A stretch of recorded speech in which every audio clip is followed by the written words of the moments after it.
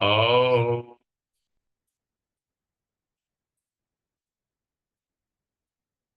कूजन्तं राम रामेति मधुरं मधुराक्षरम् आरुह्य कविताशाखां वन्दे वाल्मीकिकोकिलम्। वाल्मीकिर्मुनिसिंहस्य कवितावनचारिणः शृण्वन् रामकथानादं को न याति पराङ्गतिम्। यः पिबन् सततं रामचरितामृतसागरम् अतृप्तस्तं मुनिं वन्दे प्राचेतसमकल्मषम्। गोष्पदीकृतवारीशं मसकीकृतराक्षसम् रामायण महामाला रत्नं वन्दे नीलात्मजम्। अंजनानंदनं वीरं जानकी शोकनाशनं कपीशमक्षहन्तारं वन्दे लंका भयंकरम्। भवतां समेषां श्रीमद् वाल्मीकि रामायण पारायण उपक्रमे हार्दं स्वागतम्। इदानीं बालकांडस्य द्वाविंशः सर्गः आरभ्यते। इस सर्ग में राजा दशरथ का स्वस्ति वाचन पूर्वक राम लक्ष्मण को मुनि के साथ भेजना, मार्ग में उन्हें विश्वामित्र से बला और अतिबला नामक विद्या की प्राप्ति, यह सब वर्णन वर्णित है। तथा वसिष्ठे ब्रुवति राजा दशरथ स्वयं प्रहृष्ट वदनो रामम आजुहाव स लक्ष्मणम कृतस्वत्ययनं मात्रा पित्रा दशरथेन च पुरोधसा वसिष्ठेन मंगलैरभिमंत्रितम्। वशिष्ठ जी के ऐसा कहने पर राजा दशरथ का मुख प्रसन्नता से खिल उठा। उन्होंने स्वयं ही लक्ष्मण सहित श्री राम को अपने पास बुलाया। फिर माता कौशल्या, पिता दशरथ और पुरोहित वशिष्ठ ने स्वस्ति वाचन करने के पश्चात उनका यात्रा संबंधी मंगल कार्य संपन्न किया। श्री राम को मंगल सूचक मंत्रों से अभिमंत्रित किया गया।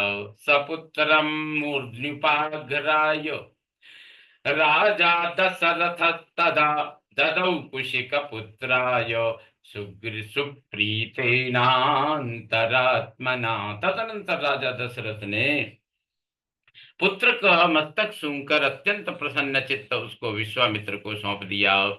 ततो वायु सुख स्पर्शो नीरजस्को ववौ तदा विश्वामित्र गतं रामं दृष्ट्वा राजीवलोचनं पुष्पवृष्टिर्महत्यासीत् देवदुन्दुभिनिस्वनैः शंखदुन्दुभिर्घोषः प्रयाते तु महात्मनि। उस समय धूल रहित सुखदायिनी वायु चलने लगी। कमल नयन श्री राम को विश्वामित्र जी के साथ जाते देख देवताओं ने आकाश से वहां फूलों की बड़ी भारी वर्षा की। देवदुन्दुभियां बजने लगी। महात्मा श्री राम की यात्रा के समय शंखों और नगाड़ों की ध्वनि होने लगी। विश्वामित्रो ययावग्रे ततो रामो महायशा काकपक्षधरो धन्वी तम च सौमित्रिरन्वगात्। आगे आगे विश्वामित्र, उनके पीछे काकपक्षधारी महायशस्वी श्री राम तथा उनके पीछे सुमित्रा कुमार लक्ष्मण जा रहे थे। कलापि नौ धनुष्पाणि कलापि नौ धनुष्पाणि शोभयानौ दिशो दश विश्वामित्रं महात्मानं ऋषीर्षा विवपन्नगौ। उन दोनों भाइयों ने पीठ पर तरकस बांध रखे थे। उनके हाथों में धनुष शोभा पा रही थी तथा वे दोनों दसों दिशाओं को सुशोभित करते हुए महात्मा विश्वामित्र के पीछे तीन तीन फन वाले दो दो सर्पों के समान चल रहे थे। एक ओर कंधे पर धनुष, दूसरी ओर पीठ पर तुणीर और बीच में मस्तक। उन्हीं तीनों की तीन फन से उपमा दी गई है। अनुजगमतु रुद्रा अनुजगमतु अनुजगमतुरक्षुद्रौ अनुजगमतुरक्षुद्रौ पितामह मिवास्विनौ अनुयातौ श्रियादीप्तौ शोभयन्तावनिन्दितौ। उनका स्वभाव उच्च एवं उदार था। अपनी अनुपम कांति से प्रकाशित होने वाले वे दोनों अनिंद्य सुंदर राजकुमार सब और शोभा का प्रसार प्रसार करते हुए विश्वामित्र जी के पीछे उसी तरह जा रहे थे जैसे ब्रह्मा जी के पीछे दोनों अश्विनी कुमार चलते हैं। तदा कुशिक पुत्रम तु धनुष्पाणी स्वलंकृतौ बद्ध गोधांगुलित बद्धगोदां बद्धगोधांगुलित्राणौ खड्गवन्तौ महाद्युति कुमारौ चारुवपुषौ भ्रातरौ रामलक्ष्मणौ अनुयातौ श्रिया दीप्तौ शोभयेतामनिन्दितौ स्थाणुं देवमिवाचिन्त्यं कुमाराविव पावकी। वे दोनों भाई कुमार श्री राम और लक्ष्मण वस्त्र और आभूषणों से अच्छी तरह अलंकृत थे। उनके हाथों में धनुष थे। उन्होंने अपने हाथों की अंगुलियों में गोटी के चमड़े के बने हुए दस्ताने पहन रखे थे। उनके कटिप प्रदेश में तलवारें लटक रही थीं। उनके श्रीअंग बड़े मनोहर थे। वे महान तेजस्वी श्रेष्ठ वीर अद्भुत कांति से उद्भासित हो सब और अपनी शोभा फैलाते हुए कुशिक पुत्र विश्वामित्र का अनुसरण कर रहे थे। उस समय वे दोनों वीर अचिंत्य शक्तिशाली स्थाणुदेव महादेव के पीछे चलने वाले दो अग्नि कुमार स्कंद और विशाख की भांति शोभा पाते थे। अध्यर्धयोजनं गत्वा सरैवा दक्षिणे तटे रामेति मधुरां वाणीं विश्वामित्रोऽभ्यभाषत गृहाण वत्स सलिलं माँ भूतकालस्य पर्ययः। अयोध्या से 1.5 योजन दूर जाकर सरयू के दक्षिण तट पर विश्वामित्र ने मधुर वाणी में राम को संबोधित किया और कहा, वत्स राम, अब सरयू के जल से आचमन करो।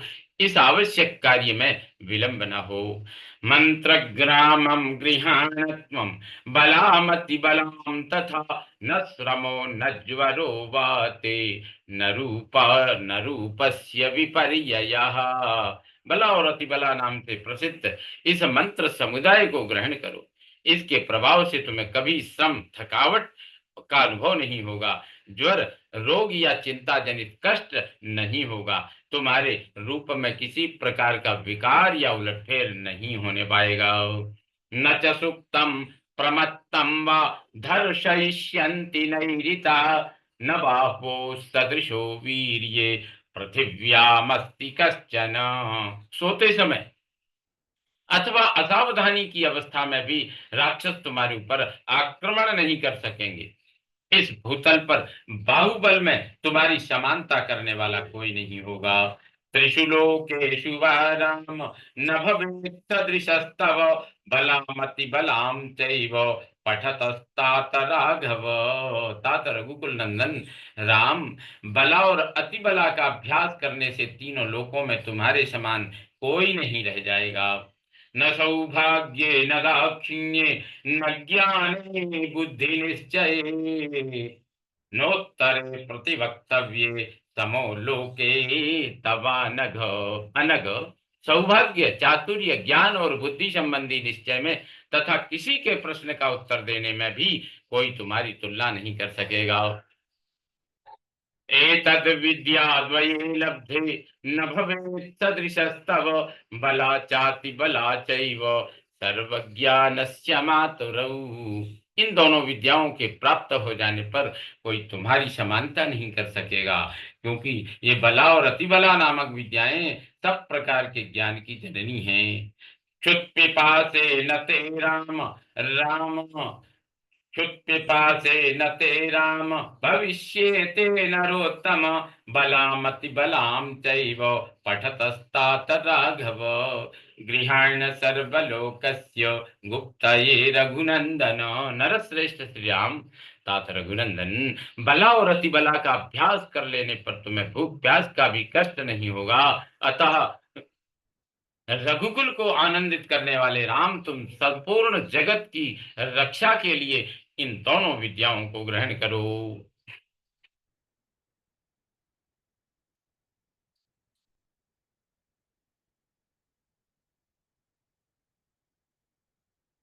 त्रिषु विद्यामधीयाने यशश्चाथ भवेद् भुवि।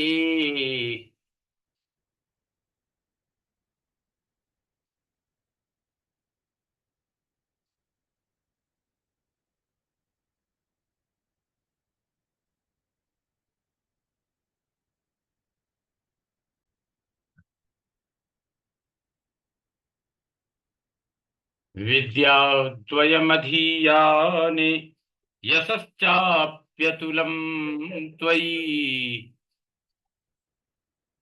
पितामहसुतेः ते विद्ये तेजः समन्विते। इन दोनों विद्याओं का अध्ययन कर लेने पर इस भूतल पर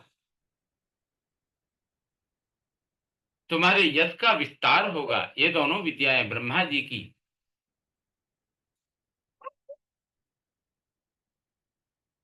मानसी पुत्रियां हैं। प्रदातुम तव काकुत्स्थो सदृशस्त्वं हि धार्मिक सदृशस्त्वं हि पार्थिव कामं बहुगुणा सर्वे त्वय्येते नात्र संशयः। तपसा संवृते चैते बहुरूपे भविष्यतः। ककुत्स नंदन, मैंने इन दोनों को तुम्हें देने का विचार किया है। राजकुमार, तुम ही इनके योग्य पात्र हो। यद्यपि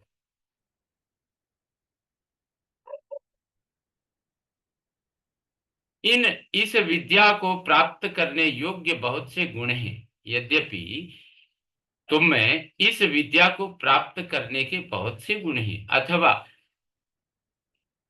सभी उत्तम गुण विद्यमान हैं, इसमें संशय नहीं है। तथापि मैंने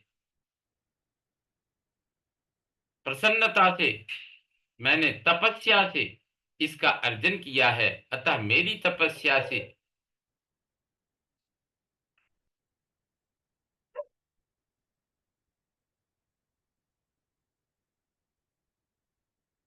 प्रसन्न होकर ये तुम्हारे लिए बहुरूपिणी होंगी, बहुत सुखदाई होंगी, अनेक प्रकार के फल प्रदान करेंगी। ततो रामं जलं स्पृष्ट्वा प्रहृष्टो वदनः शुचिः प्रतिजग्राह ते विद्ये महर्षेर्भावितात्मनः। तब श्री राम आचमन करके पवित्र हो गए। जब श्री राम आचमन करके पवित्र हो गए, उनका मुख प्रसन्नता से खिल उठा। उन्होंने उन शुद्ध अंतःकरण वाले महर्षि से वे दोनों विद्याएं ग्रहण की। विद्या समुदितो रामः सुशुभे भूरि विक्रमः सहस्ररश्मिर्भगवान् शरदीव दिवाकरः। विद्या से संपन्न होकर भयंकर पराक्रमी श्री राम सहस्रों किरणों से युक्त शरतकालीन भगवान सूर्य के समान शोभा पाने लगे। गुरु कार्याणि सर्वाणि नियुज्य कुशिकात्मजे ऊषुस्तां रजनीं तत्र शरयवाम ससुखम त्रयः। तत्पश्चात श्री राम ने विश्वामित्र जी की सारी गुरुजनोचित सेवाएं करके हर्ष का अनुभव किया। फिर वे तीनों वहां सरयू के तट पर रात में सुखपूर्वक रहे। दशरथ नृपसूनु सत्तमाभ्याम तृणशयनेनुचिते तदोषिताभ्याम कुशिकसुतवचोऽनुलालिताभ्यां सुखमिव सा विबभौ विभावरी च। राजा दशरथ के वे दोनों श्रेष्ठ राजकुमार उस समय वहां तृण की शैया पर, जो उनके योग्य नहीं थी, सोए थे। महर्षि विश्वामित्र अपनी वाणी द्वारा उन दोनों के प्रति लाड़ प्यार प्रकट कर रहे थे।